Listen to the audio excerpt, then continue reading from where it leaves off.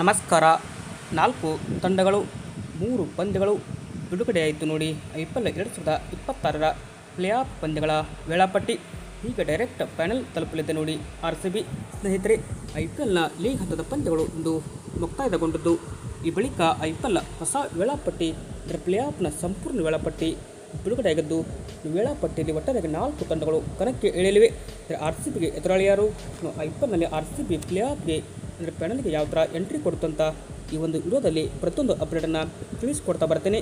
ಆದ್ದರಿಂದ ದಯವಿಟ್ಟು ನೀವೇನಾದರೂ ಇನ್ನೂ ನಮ್ಮ ಒಂದು ಯೂಟ್ಯೂಬ್ ಚಾನಲ್ಗೆ ಸಬ್ಸ್ಕ್ರೈಬ್ ಆಗಿಲ್ಲ ಅಂದರೆ ಸಬ್ಸ್ಕ್ರೈಬ್ ಆಗಿ, ಹಾಗೆ ವಿಡಿಯೋ ಇಷ್ಟವಾದಲ್ಲಿ ಒಂದು ಲೈಕ್ ಮಾಡಿ.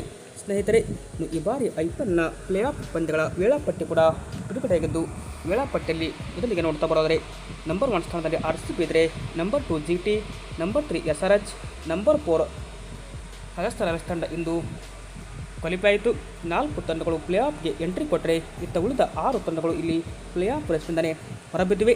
ಈಗಾಗಲೇ ಲೀಗ್ ಹಂತದ ಪಂದ್ಯಗಳು ಇಂದು ಮುಕ್ತಾಯಗೊಳ್ಳಲಿದ್ದು, ಈ ಒಂದು ಲೀಗ್ ಪಂದ್ಯ ಮುಕ್ತಾಯದ ಬೆನ್ನಲ್ಲೇ ಪ್ಲೇ ಆಫ್ ಪಂದ್ಯಗಳು ಕೂಡ ಆರಂಭವಾಗಲಿವೆ.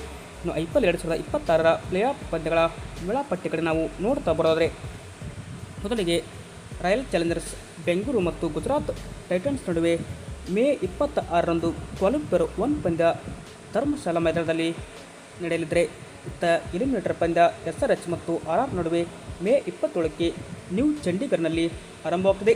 ಸ್ನೇಹಿತರೆ, ಇನ್ನು ಕ್ವಾಲಿಫೈಯರ್ 2 ಪಂದ್ಯ ಅಂದರೆ ಕ್ವಾಲಿಫೈಯರ್ 1ನಲ್ಲಿ ಸೋತ ತಂಡ ಜೊತೆಗೆ ಎಲಿಮಿನೇಟರ್ನಲ್ಲಿ ಗೆದ್ದ ತಂಡದ ನಡುವೆ ಮೇ 28ರಂದು ಇದು ಕೂಡ ಚಂಡೀಗಢ್ನಲ್ಲಿ ಪಂದ್ಯ ಆರಂಭವಾಗಲಿದ್ದು, ಇನ್ನು ಕೊನೆಯದಾಗಿ ಫೈನಲ್ ಪಂದ್ಯ ನಮಗೆ ಸಿಗ್ತಾ ಇರೋದು ಇಲ್ಲಿ ಮೇ 31ಕ್ಕೆ ನರೇಂದ್ರ ಮೋದಿ ಅಹಮದಾಬಾದ್ ಸ್ಟೇಡಿಯಂ ಫೈನಲ್ ಪಂದ್ಯಕ್ಕೆ ಮತ್ತೊಮ್ಮೆ ಇಲ್ಲಿ ಸಾಕ್ಷಿಯಾಗಲಿದೆ. ಇದು ಏನಪ್ಪ ಅಂದರೆ ಫೈನಲ್ ಪಂದ್ಯಗಳ ವೇಳಾಪಟ್ಟಿ. ಜೊತೆಗೆ ನಮ್ಮ RCB ತಂಡಕ್ಕೆ ಒಂದು ಅಡ್ವಾಂಟೇಜ್ ಏನಪ್ಪ ಅಂದರೆ, ಮಳೆ ಬಂದು ಇನ್ ಕೇಸ್ ಏನಾದರೂ ಪಂದ್ಯ ವಾಶೌಟ್ ಆಯಿತು ಅಂದರೆ ನೇರವಾಗಿ RCB ಫೈನಲ್ ಹೋಗುವ ಸಾಧ್ಯತೆ ಇದೆ. ಯಾಕೆಂದರೆ ಟಾಪ್ 1 ಇರುವ ತಂಡ ಮಳೆಯಿಂದ ರದ್ದಾದರೆ, ಹೀಗಾಗಿ ಅಂಕಪಟ್ಟಿಯಲ್ಲಿ ನಂಬರ್ 1 ಸ್ಥಾನದಲ್ಲಿರುವ ತಂಡಕ್ಕೆ ಫೈನಲ್ ತಲುಪುವ ಅವಕಾಶ ಇರಲಿದೆ.